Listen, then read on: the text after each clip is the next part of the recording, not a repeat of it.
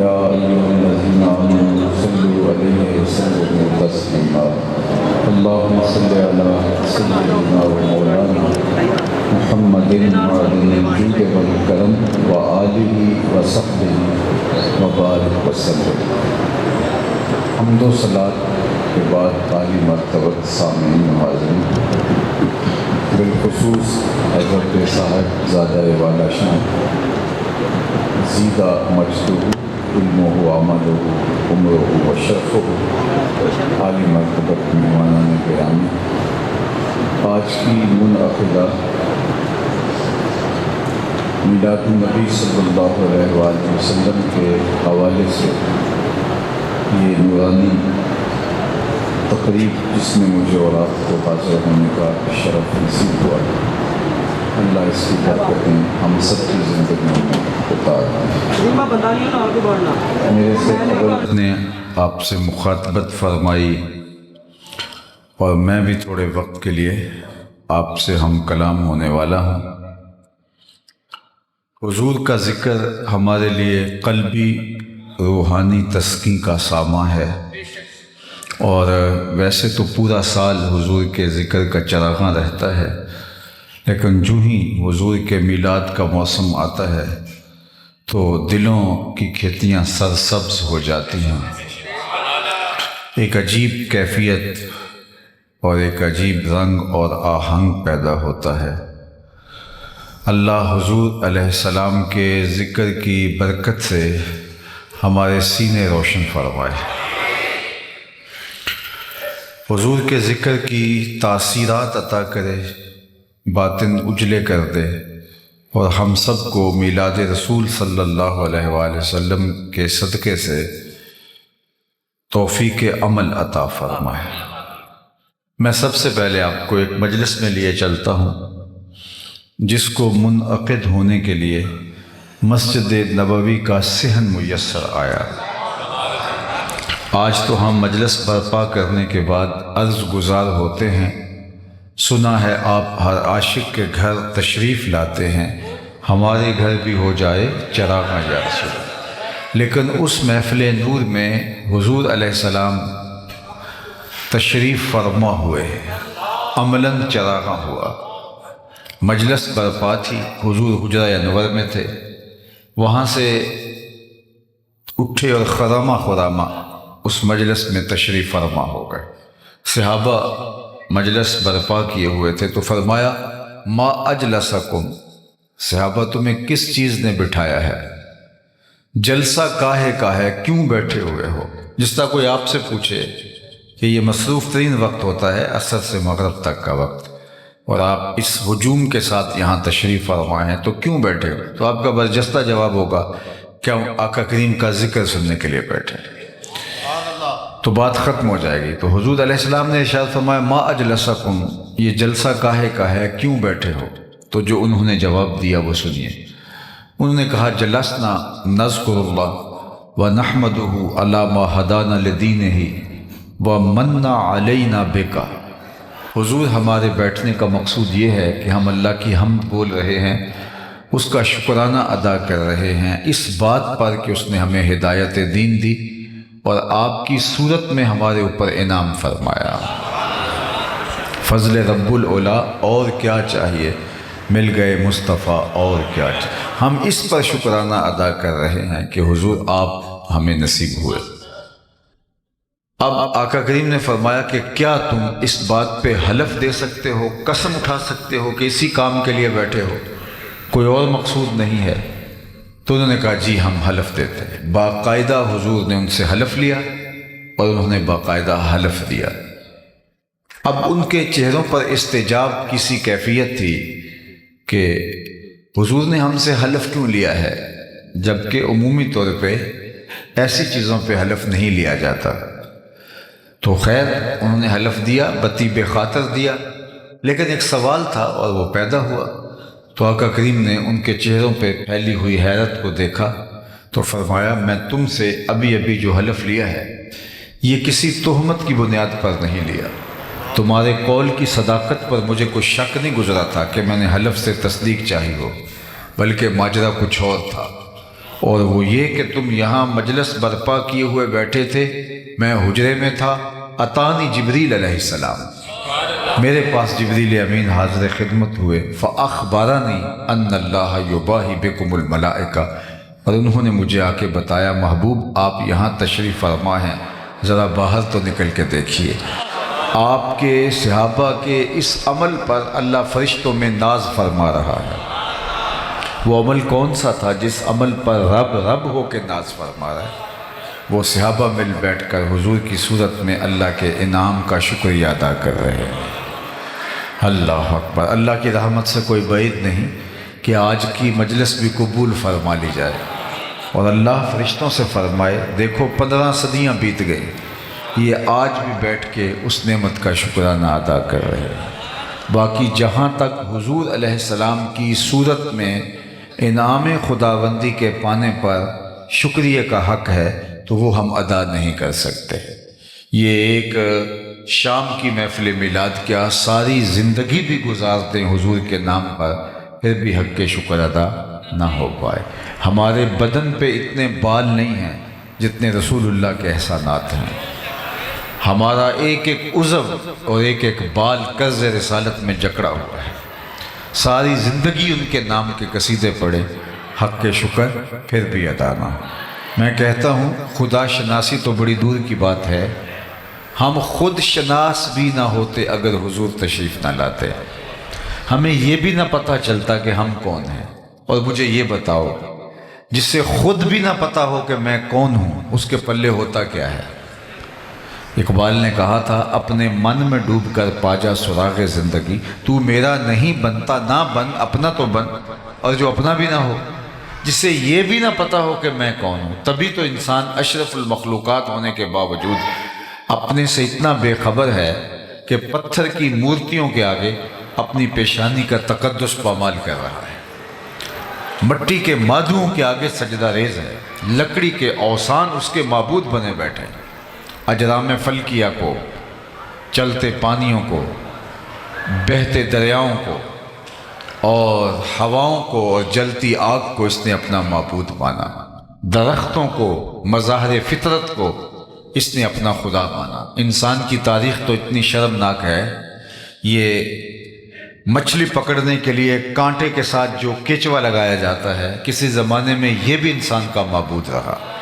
People کے درختوں کو اور برگد کے درختوں کو اس نے اپنا خدا مانا۔ اس نے کہاں کہاں اپنی پیشانی کا تقدس پامال نہیں کیا۔ اس نے حشرات الارض کو، اس نے چوپایوں کو، اس نے درندوں کو، اس نے شیروں اور ہاتھیوں کو اپنا خدا مانا۔ اس نے سانپوں اور بچھوؤں کو اپنا معبود مانا۔ اس نے گائے کے آگے اپنی پیشانی کا تقدس پامال کیا۔ اس نے جانوروں کو خدا مانا۔ یہ تو میرے حضور آئے جنہوں نے آ کے بتایا میاں یہ تیرے معبود نہیں، تیری دہلیز کے نوکر ہے، کائنات کا چرخ تیرے گرد گھوم رہا ہے، تو مقصود کائنات ہے۔ نہیں تو دیکھ چاند کو پوچھتا ہے، یہ دیکھ انگلی اٹھتی ہے اور وہ ٹکڑے ہو کے قدموں میں آتا ہے۔ سورج کو پوچھتا ہے، یہ دیکھ اشارہ ہوتا ہے، وہ بھاگتا ہوا عصر کے وقت پہ آتا ہے۔ درختوں کو پوچھتا ہے، چل میں نہیں تو اسے کہہ دے اللہ کا رسول بلا رہا ہے۔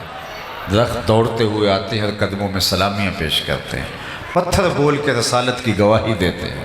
اب انسان کو پتہ چلا کہ جن کو میں معبود مان رہا تھا وہ تو میری دہلیز کے نوکر نکلے، وہ تو انسان کے اشاروں پہ بھاگتے دکھائی دے رہے ہیں۔ اے تماشا گاہ عالم روئے تو کجا بہرے تماشا می روی، دنیا کا چرخ تو تیرے گرد گھوم رہا ہے، اور اے انسان تو کس کے گرد گھوم رہا ہے؟ اب اس کی آنکھ کھلی، اب اس کو سمجھ آئی، اب اس کی ٹون بدل گئی، لہجہ تبدیل ہو گیا۔ اب اس کا بدلا ہوا لہجہ دیکھیے، اب بولتا ہے فرشتہ کہنے سے میری توقیر گھٹتی ہے۔ خاموش رہیں بچے، میری طرف متوجہ رہیں، آپ کی توجہ مجھے چاہیے۔ فرشتہ کہنے سے میری توقیر گھٹتی ہے، میں مسجود ملائک ہوں، مجھے انسان رہنے دو۔ اب کہتا ہے مجھے انسان رہنے دو، یہ میرے لیے شرف ہے۔ وَلَقَدْ كَرَّمْنَا بَنِي آدَمَ کا تاج اسے اب سمجھ میں آیا۔ لَقَدْ خَلَقْنَا الْإِنسَانَ فِي أَحْسَنِ تَقْوِيمٍ یہ اب سمجھ میں آیا۔ یہ نائب الہی ہے، یہ خلیفۃ اللہ فی الارض ہے، اس کو اب سمجھ میں آیا۔ اب اسے پتہ چلا تو راز کن فقاں ہے، اپنی آنکھوں پر عیاں ہو جا، خود ہی کا راز نہ ہو جا، خدا کا ترجمہ ہو جا، خود ہی میں ڈوب جا غافل، یہ سر زندگانی ہے، نکل کر حلقہ شام و سحر سے جاوداں ہو جا، مسافے زندگی میں سیرت فولاد پیدا کر، شبستان محبت میں حریر و پرنیاں ہو جا، گزر جا بن کے سیل تند رو کوہ بیاباں سے، گلستان راہ میں آئے تو جوئے نغمہ خواں ہو جا، تیرے علم و محبت کی نہیں ہے انتہا کوئی، نہیں ہے تجھ سے بڑھ کر ساز فطرت میں نوا کوئی۔ اسے اب سمجھ آیا کہ میں کون ہوں۔ دوسرے لفظوں میں یوں کہہ لیجئے، انسان کی اپنے آپ سے ملاقات ہوئی تو حضور کے دروازے پہ ہوئی، یہ نہیں، ورنہ یہ خود آشنا نہیں تھا۔ اب اس کا لہجہ تبدیل ہو گیا، اب اس کا بدلا ہوا لہجہ دیکھیے، کانپتا ہے دل تیرا اندیشہ طوفان سے کیا، ناخدا تو، بحر تو، کشتی بھی تو، ساحل بھی تو، دیکھ آ کر کوچائے چاکے گریباں میں کبھی، کیس تو، لیلا بھی تو، صحرا بھی تو، محمل بھی تو، وائے ناکامی کہ تو محتاج ساکی ہو گیا، میں بھی تو، مینا بھی تو، مستی بھی تو، حاصل بھی تو، آہ کس کی جستجو آوارہ رکھتی ہے تجھے، راہ تو، راہ رو بھی تو، راہبر بھی تو، منزل بھی تو، بے خبر تو جوہر آئینہ ایام ہے، تو زمانے میں خدا کا آخری پیغام ہے۔ یہ راز کہاں سے ملا؟ حضور کی دہلیز سے ملا، اور اگر یہ در نہ ملتا تو آج بھی دھکے کھا رہا ہوتا انسان، آج بھی در بدر کی ٹھوکریں اس کا مقصود ہوتا۔ نہیں تو آپ اپنی ہمسائیگی کے اندر دیکھ لیں، پی ایچ ڈی ڈاکٹر ہے اور بت کے آگے ہاتھ جوڑے کھڑا ہے، کتنی بھاری بھرکم ڈگری ہے، لیکن وہ جو اپنے بدن پہ بیٹھی مکھی نہ اڑا سکے، اس کی ضرورت کی کیا کفالت کرے گا، لیکن ہاتھ جوڑے کھڑا ہے۔ دوسری جانب M B B S doctor ہے اور گائے کے پیشاب کو چسکیاں لے کے تبرک سمجھ رہا ہے اور اس کو پی رہا ہے، اس کی طبیعت میں کوئی نفاست نہیں، اس کو اس گائے کے پیشاب سے اٹھتا ہوا تعفن اور اس کی بدبو سے اس کی طبیعت میں کوئی تقدر پیدا نہیں ہوتا۔ ڈگری دیکھیے اور کام دیکھیے۔ دوسری جانب میں ایک گاؤں کا رہنے والا ہوں آپ کی طرح، میں نے اپنے گاؤں میں ایک بچے کو دیکھا کہ وہ اپنے پانچے کو مل مل کے دھو رہا ہے، تو میں نے اس کو جھڑکنے کے لہجے میں کہا کہ تم نے اتنا زیادہ پانی کھول رکھا ہے، تو وہ لجاجت بھرے لہجے میں مجھے جواب دیتا، حضرت میں سکول جا رہا تھا، راستے میں کسی جانور کے پیشاب کے چھینٹے میرے پانچے پہ گر گئے ہیں۔ وہ کوئی درس نظامی کا فاضل نہیں تھا کہ جس نے نجاست غلیظہ و خفیفہ کے حکام پڑھے ہوں، ایک عام سا بچہ دوسری تیسری کلاس کا۔ میں سوچ میں ڈوب گیا کہ اس ڈاکٹر کو تو سمجھ نہیں آئی اور اس 7 سال کے بچے کو سمجھ آ گئی، اور یہ پانچے کے اوپر پڑے ہوئے پیشاب کے غیر مری چھینٹے بھی گوارا نہیں کرتا۔ تو اندر سے آواز آئی، وہ ہے ڈاکٹر، لیکن اس کے ہاتھ میں دامن میرے حضور کا نہیں ہے، اور یہ ہے بچہ، لیکن گھٹی میں ماں نے پیار حضور کا دیا تھا، لہٰذا تقدس اس کی روح کے اندر تک اتر آیا ہے، اور اس کو یہ چھینٹے بھی گوارا نہیں ہے۔ زندگی ملے گی تو میلاد والے رسول کی چوکھٹ سے ملے گی، اگر یہ در نہیں ملا تو سوائے نجاست، سوائے غلاظت، سوائے گندگی کے اور کوئی مقصود نہیں ہوگا۔ اگر پاکیزگی چاہتے ہو، اگر عفت چاہتے ہو، اگر پاک دامنی چاہتے ہو، اگر نفاست چاہتے ہو، اگر شعور، نور اور روشنی چاہتے ہو، تو محمد رسول اللہ کی چوکھٹ پہ آنا صلی اللہ علیہ وآلہ وسلم۔ نہیں تو انسانیت آج بھی دنیا کے اوپر اس وقت جو انسانی آبادی ہے وہ 8ویں ارب میں داخل ہو گئی ہے، 7 ارب سے تجاوز کر چکی ہے، اور 7 ارب 8 ارب آبادی میں کوئی 500 سے زیادہ مذاہب پائے جاتے ہیں۔ کچھ تو کسی مذہب کو نہیں مانتے، لیکن پھر بھی جو کسی پہ، کسی مذہب پہ، کسی دھرم پہ الہامی یا غیر الہامی یقین رکھتے ہیں، تو ان کی تعداد 500 سے زیادہ مذاہب کی ہے۔ جو دنیا کے اوپر اس وقت میسر مذاہب ہیں، ان کی تعلیمات صحیح ہیں یا غلط ہے، میری اس سے بحث نہیں ہے، لیکن میں اور آپ ذرا تصور کیجئے 8 ارب آبادی میں 500 سے زیادہ مذاہب، اور اللہ نے ہمیں اسلام میں پیدا کیا، مسلمانوں کے گھر پیدا کیا، ہم نے کوئی ٹوکن دیا ہوا تھا؟ ہم نے اس لیے کوئی محنت کی ہوئی تھی کہ ہم مسلمانوں کے گھر میں پیدا کیا گیا؟ یہ محض اس کا کرم ہوا۔ اور ہمارے والد صاحب مسجد سے مولانا کو بلا لائے اس وقت کہ جب ہم حرف و صوت سے بھی آشنا نہیں تھے، ابھی ماں کی بولی بھی سمجھ نہیں لگے تھے، اور مولانا نے آ کے کان میں عربی میں اذان دی، گویا وہ مبارک دے رہے تھے کہ مبارک ہو تو حضور کا غلام بن کے آ رہا ہے، شاہوں سے ملا ہے نہ تونگر سے ملا ہے، اللہ کا عرفان اسی در سے ملا ہے، اوروں کو ملا ہے تو مقدر سے ملا ہے، مجھ کو تو مقدر بھی تیرے در سے ملا ہے، میری خوش بختی کہ میں تیرا امتی، یہ میرے مقدر ساری زندگی اس نعمت کا شکریہ ادا کرتے رہے، حق شکر ادا نہ ہو۔ یہ ایک دن کی محفل میلاد کیا، ساری زندگی ان کے نام لگا دیں، حق شکر ادا نہ ہو۔ چونکہ ہمیں اللہ نے یہ سعادت نصیب فرمائی، 12 نبیوں نے آرزویں کی ہیں، کتب میں آتا ہے حضور کی امت میں ہونے کے لیے 12 پیغمبروں نے آرزویں کی ہیں، ہم نے تو کوئی آرزو نہیں کی تھی۔ اللہ اکبر، نبی منتظر رہے، کوئی ہاتھ پھیلا کے دعا مانگتا رہا، ربنا وابعث فیہم رسولا، مالک آنکھیں بوڑھی ہو گئیں اب اسے بھیج بھی دے۔ کوئی کہہ رہا ہے مبشرم برسول یاتی من بعد اسمہ احمد، چلو میں نام بھی بتا دیتا ہوں، یہ حضرت عیسیٰ تھے، لوگوں میں نام بھی بتا دیتا ہوں، ان کا نام احمد ہوگا۔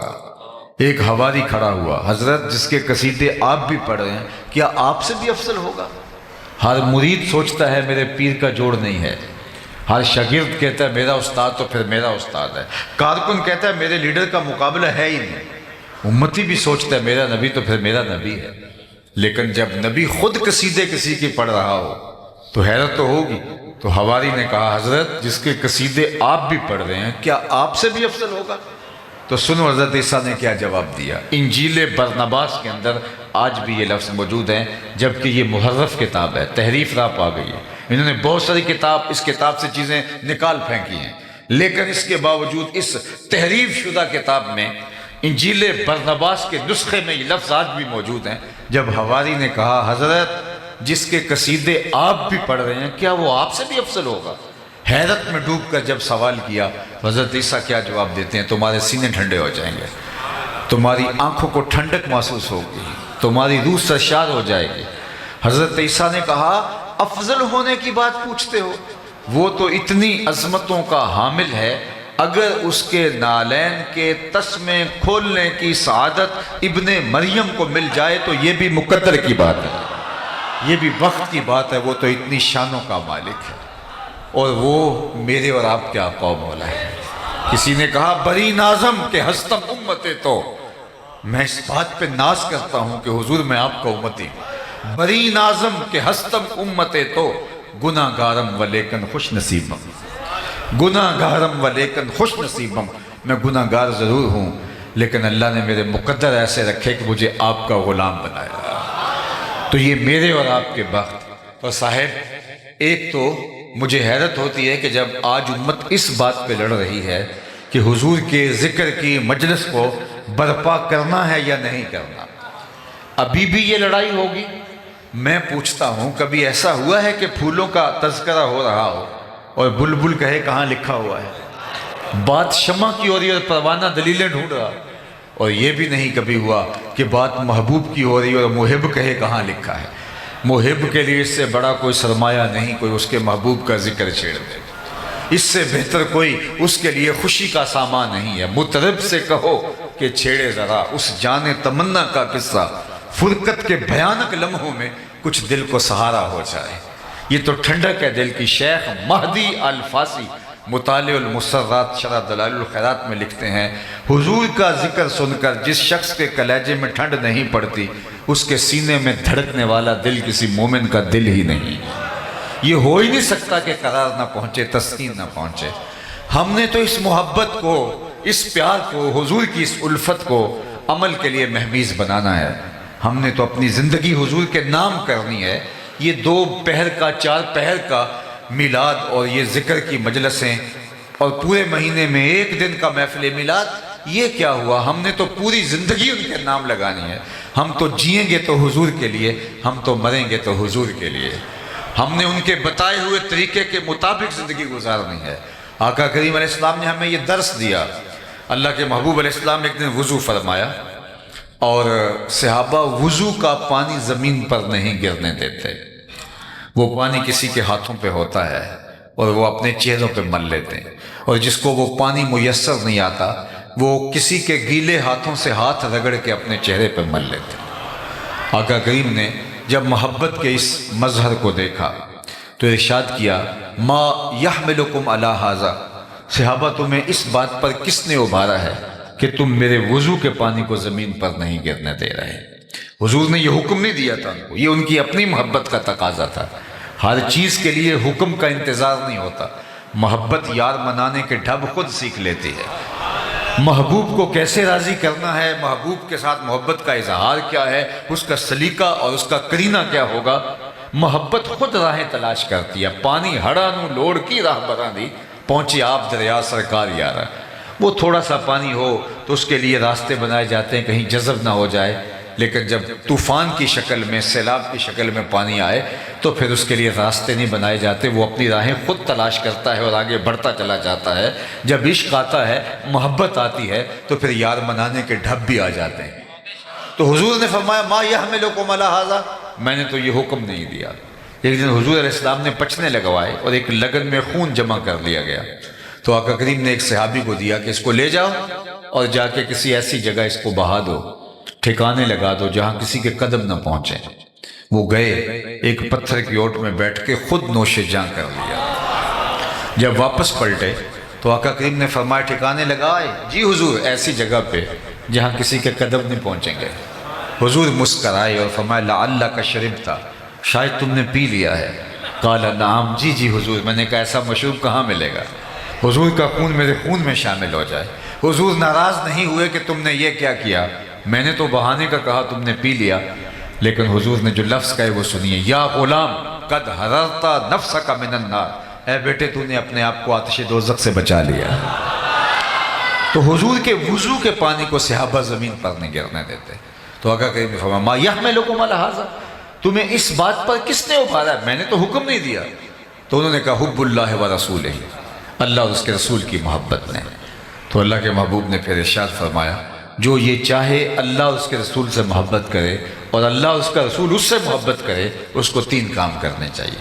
یعنی تمہارا یہ عمل اپنی جگہ پہ درست، لیکن کہیں اس عمل کی کیفیت میں کھو جاؤ اور کہیں عمل سے بے نیاز نہ ہو جاؤ، تم نہیں ہوگے آنے والے اس عمل سے جو ہے وہ اس اظہار محبت سے باقی عملی زندگی سے کہیں کنارہ کش نہ ہو جائیں۔ حضور نے ایک اصول دیا، فرمایا تمہارا یہ عمل اپنی جگہ پہ، لیکن سنو، جو یہ چاہتا ہے کہ اللہ اس کے رسول سے پیار کرے، اللہ اور اس کا رسول اس سے پیار کرے، اس کو 3 کام کرنے چاہیے۔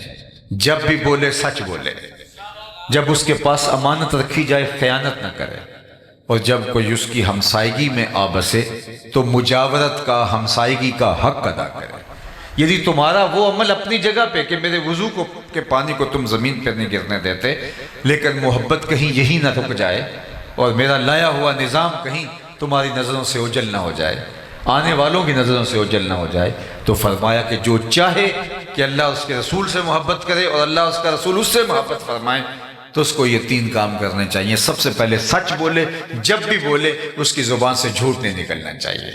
یہ مومن کی زندگی ہے، مومن سچا ہوتا ہے۔ اور ہم کیوں سچے نہیں ہوں گے؟ ہمارے نبی کو تو کافر بھی صادق و امین کہتے تھے۔ اللہ کے محبوب علیہ السلام سے پوچھا گیا کہ حضور مومن بزدل ہو سکتا ہے؟ فرمایا نہیں، بہادر ہوتا ہے، لیکن ہو سکتا ہے کبھی بزدلی بھی کر جائے، آخر بشر ہی تو ہے۔ پھر پوچھا گیا مومن بخیل ہو سکتا ہے؟ فرمایا نہیں، سخی ہوتا ہے، لیکن ہو سکتا ہے کبھی بخل بھی کر جائے، آخر بشر ہی تو ہے۔ پھر تیسرا سوال ہوا، مومن جھوٹا ہو سکتا ہے؟ فرمایا جھوٹا نہیں ہو سکتا، یہ طے شدہ بات ہے، مومن ہو جھوٹا ہو یہ نہیں ہو سکتا۔ میں اور آپ اپنے اندر اتر کے دیکھیں، اگر بات بات پہ جھوٹ بولتے ہیں تو پھر کاہے کا اسلام اور کاہے کا دین؟ ہمیں تو بتایا گیا ہے کہ تمہاری زبان سے سچ کے علاوہ کچھ نہ نکلے۔ اللہ اکبر! جو شخص جھوٹ بولتا ہے اس کے منہ سے بدبو نکلتی ہے، جو عام لوگ تو نہیں سونگھ پاتے، لیکن اللہ کے نورانی فرشتے اس کو سونگھتے ہیں، اس کو محسوس کرتے ہیں اور 1 میل پیچھے ہٹ جاتے ہیں۔ اب مجھے بتائیے، جو رحمت کا پارسل لے کے رحمت کی ڈلیوری دینے ہمارے گھر آ رہے تھے، تو گھر سے نکلتے ہوئے بدبو کے بھبوکوں کی وجہ سے پیچھے ہٹ گئے. اور اگر گھر میں باپ بھی جھوٹ بولتا ہے، ماں بھی جھوٹ بولتی ہے، بچے اور بیٹیاں بھی جھوٹ بولتی ہیں اور بہویں بھی جھوٹ بولتی ہیں، وہاں سے تو جو ہے وہ بدبو کے بھبوکے اٹھ رہے ہوں گے. فرشتے کتنے دور چلے گئے ہوں. تو اب گھر میں بے برکتی، نحوست اتر آئی. چونکہ جو فرشتے لانے والے تھے رحمت، وہ باہر شہر سے کھڑے ہیں. اور ہم نے سمجھا شاید کسی نے تعویذ ڈال دی ہے، ہم نے سمجھا شاید کسی نے ٹونا کر دیا. ہم بھاگے عامل کے پاس، اور عامل صاحب تو ٹھیا لگا کے بیٹھے اسی کام کے لیے تھے. انہوں نے کہا تم وقت پہ آگے ہو، ورنہ 2 گھنٹے بھی لیٹ ہوتے تو یہ چل جانے تھے. اب تمہیں اتنے منگل آنا پڑے گا، اتنے بدھ آنا پڑے گا. اور جس کو نہانا بھی نہیں آتا تو لوگ جا کے وہاں بیٹھے ہوتے ہیں. مسئلہ کیا ہے؟ مسئلہ یہ ہے کہ رحمت کے فرشتے گھر میں نہیں آ رہے. بدبو کی وجہ سے، جو جھوٹ کی وجہ سے پھیلی ہے، تعفن کی وجہ سے، اس عفونت کی وجہ سے وہ شہر کے باہر کھڑے ہیں، گاؤں کے باہر کھڑے ہیں. ہاتھوں میں پارسل لیے ہیں ہمارے حصے کے، لیکن ان گلیوں میں داخل نہیں ہو سکتے، بدبو اتنی پھیلی ہوئی ہے. اور ہم نے سمجھا کسی نے تعویذ ڈال دی ہے، بلکہ وہ عامل کہتے ہیں بندش کر دی ہے. یہ ایک عجیب اصطلاح ہے. رزق کھولتا بھی اللہ ہے، رزق بند بھی اللہ کرتا ہے. اللہ تعالیٰ کے اختیار میں، یہ کسی کا بس نہیں کہ کسی کا رزق بند دے. اگر کسی کے بس میں ہو تو کوئی کسی کو 2 لقمے بھی نہ کھانے دے. رزق اللہ نے اپنے ذمہ کرم پہ رکھا. وَمَا مِن دَابَّةٍ فِي الْأَرْضِ إِلَّا عَلَى اللَّهِ رِزْقُهَا. زمین پہ چلنے اور رینگنے والی کوئی چیز نہیں جس کا رزق اس کے ذمہ کرم پہ نہ ہو. اور رزق اس کو بھی دیتا ہے جو اسے مانتا ہے، اور رزق اس کو بھی دیتا ہے جو اسے نہیں مانتا. لیکن اللہ تعالیٰ جل شانہ ہدایت اسے دیتا ہے جس کو پسند فرماتا ہے. تو اس لیے پہلی چیز فرمایا جھوٹ نہیں بولنا. دوسری بات فرمائی جب تمہارے پاس امانت رکھی جائے اس میں خیانت نہیں کرنا. اللہ اکبر. کوئی چیز رکھی جائے امانت کے طور پہ، وہ مرئی چیز ہو، مبصر چیز ہو، یہ تو بڑی بات ہے. ہمارے دین نے تو ہمیں یہاں تک بتایا کہ اگر تم سے کوئی بات کرے اور بات کرتے ہوئے دائیں بائیں دیکھے تو اس کا مطلب یہ ہے وہ چاہتا ہے کہ یہ میری بات کوئی اور نہ سنے. فرمایا تمہارے اوپر وہ بھی واجب ہے کہ اس بات کو کسی تک نہ پہنچے. یعنی تمہارے سے کوئی بات کرتا ہوا دائیں بائیں دیکھے تو وہ بات بھی امانت بن جاتی ہے. چاہے جائے کہ کوئی چیز لا کے تمہارے پاس رکھے اور بعد میں تم ہڑپ کر کے بیٹھ جاؤ اور تمہاری دینداری میں فرق ہی نہ آئے، لوگوں کی جائیدادوں پہ قبضہ کر جاؤ، لوگوں کی زمینوں پہ قبضہ کر جاؤ، لوگوں کے گھروں پہ قبضے کر جاؤ، لوگوں کا مال کھا لو، اور پھر بعد میں عمرے اور حج کرو. وہ عمرے اور حج اس کھائے ہوئے مال کا کفارہ نہیں ہو سکتے. یہ دینا ہی پڑے گا. جس نے کسی کی 1 انچ بھی دبائی، کل قیامت کے دن 7 زمینوں کا توق اسے گلے میں ڈال دیا جائے گا. اس دن تو ایک عمل کا حساب ہونا ہے. تو امانت اگر تمہارے پاس رکھی جائے تو اس میں خیانت نہیں کرو گے. اور تیسری بات فرمائی کہ جو ہمسائے ہیں ان کے حقوق کا خیال رکھنا. اللہ اکبر. میں جو اللہ اور پچھلے دن پر ایمان رکھتا ہے وہ مہمان کی تعظیم کرے اور ہمسائے کی تکریم کرے. اللہ اکبر. فرمایا اللہ کے محبوب نے مجھے ہمسائے کے بارے میں اس قدر تاکیدات کی گئیں کہ مجھے لگا کہیں مال کے اندر، جائیداد کے اندر، وراثت کے اندر حقدار نہ ٹھہرا دیا جائے. اس قدر مجھے جو ہے، اور جو ہمسایہ ہوتا ہے وہ 40 گھروں تک ہوتا ہے. صرف ہمسایہ وہ نہیں ہے جس کی دیوار لگتی ہے، 40 گھروں تک ہمسایہ ہوتا ہے. اور ہم نے تو یہ سنا ہے اگر ہمسایہ بھوکا سو جائے 40 دن نماز قبول نہیں ہوتی. ہم کون سا دین لیے پھرتے ہیں؟ لوگوں کی زندگیوں کو تنگ کیا ہوا ہے اور ہم دیندار بنے. لوگوں کو اذیت دے رہے ہیں اور ہم دیندار بنے ہوئے ہیں. لوگوں کی زندگیوں کو جہنم بنا کے خود جنت کے طالب ہیں. ہم نے اگر جنت پانی ہے تو لوگوں کی زندگیوں کو جہنم نہیں، لوگوں کی زندگیوں کو دنیا پہ جنت بنانا ہوگا. اور جنت کا بھی نقشہ مولوی صاحب نے کوئی اور ہی پیش کر دیا ہے. ہر وقت جنت، جب مولوی صاحب جنت کا ذکر کرتے ہیں تو سوائے حور سے نیچے لینڈنگ ہی نہیں ہوتی ان کی. اور حور کے جس طرح نقوش بیان کر رہے ہوتے ہیں، حور ایک حقیقت ہے، ہمارے واقعی میں اس کا انکار نہیں کرتا. لیکن کیا پوری جنت کے اندر صرف اللہ نے حور ایک بنائی ہے اور مولوی صاحب اس کو جس طرح سے جو ہے وہ پیش کر رہے ہوتے ہیں. سنو جنت کا نقشہ قرآن نے بیان فرمایا، ذرا وہ بھی سنو. لا یسمعون فیہا لغوا ولا تاثیما. جنت ایسا مقام ہے جہاں سننے کے لیے آپ کو ایسی بات نہیں ملے گی جو آپ کی طبیعت پہ بوجھ ہو، آپ کے کانوں پہ بوجھ ہو. ہم باہر جنریٹر لگا دیا اور اپنی تو کھڑکیاں بند کر لی اور ہمسائے کی کھڑکیاں بھی نہیں ہیں، اور گرمی الگ ہے اور ہم چین سے سو گئے، اور اس جنریٹر کے شور نے ہمسائے کو اذیت میں مبتلا کر رکھا ہے، اور ہم سمجھتے ہیں کہ جناب ہم تو چین کی نیند سوئے اور ہم جنت کے مستحق ہیں، ہم اس لیے سو گئے صبح اٹھ کے ہم نے نماز جماعت سے پڑھنی ہے۔ تو جو ساری رات اس کو جو ہے اس شور و غل کی سولی پہ لٹکائے رکھا، اس کا حساب کون دے گا؟ جنت کا یہ نقشہ ہے، لا یسمعون فیہا لغوا ولا تاثیما، وہاں کوئی لغو بات اور جس کو اسم کہا جا سکتا ہے، گناہ کا جس پر اطلاق ہو سکتا ہے، وہ جنت کا نقشہ نہیں ہے۔ اللہ جنت بھی ہمیں بات سنو آپ، یہی تو ہمارے مسئلے، ہمیں یہ نہیں پتا یہ نادان سجدے میں گر گئے جب وقت قیام آیا، ہمیں یہ نہیں پتا نعرہ کہاں لگانا ہے اور بات کہاں کرنی ہے، ہم جوشیلے اور جو ہے وہ یہ ہم سمجھنے کی دین کو کوشش کریں، ہم اپنے جذبات کی مغلوبیت کے اندر کہیں ایسا نہ ہو کہ سمجھنے سے عاری ہو جائیں۔ بلکہ میں تو کہتا ہوں کہ آج ہم نے لوگوں کے لیے اتنی اذیت کھڑی کی ہے، ہمارا 5 مرلے کا گھر ہے، 10 مرلے کا گھر ہے، گھر میں سٹور بھی موجود ہے، گھر میں بیڈ روم بھی موجود ہیں، بڑے بڑے واش روم موجود ہیں گھر کے اندر، نئی گھر کے اندر موجود ہے، تو موٹر لگانے کی جگہ گھر میں موجود نہیں ہے، وہ گلی میں رکھنی ہے، اندر 3 سیڑھیاں اندر کی جانب نہیں کر سکتے، 5 فٹ کی 6 فٹ کی گلی کے اندر 6 سیڑھیاں باہر نکالنے ہیں، جس سے اندھیرے میں لوگ ٹکراتے ہیں اور ہم سمجھتے ہیں کہ شاید یہ ہمارا استحقاق ہے۔ یہ ہمارا استحقاق نہیں ہے، یہ ایک جابرانہ نظام ہے، ہمیں راستوں کو کشادہ کرنے کا کہا گیا ہے، ایک پاکیزہ معاشرت جو لوگوں کے لیے، خیر الناس من ینفع الناس، تم میں سے بہتر کون ہے جو لوگوں کے لیے بہتر ہے۔ ہم لوگوں کو ضرر دے کے، تکلیف پہنچا کے، اور جو ہے وہ لوگوں کی جو مفاد عامہ کی چیزیں ہیں ان کو نقصان پہنچا کے سمجھتے ہیں کہ ہم جنت کے حقدار بن گئے ہیں۔ تو صاحب ہمارا دین ہمیں کیا سکھاتا ہے؟ تو اللہ کے محبوب نے کیا فرمایا؟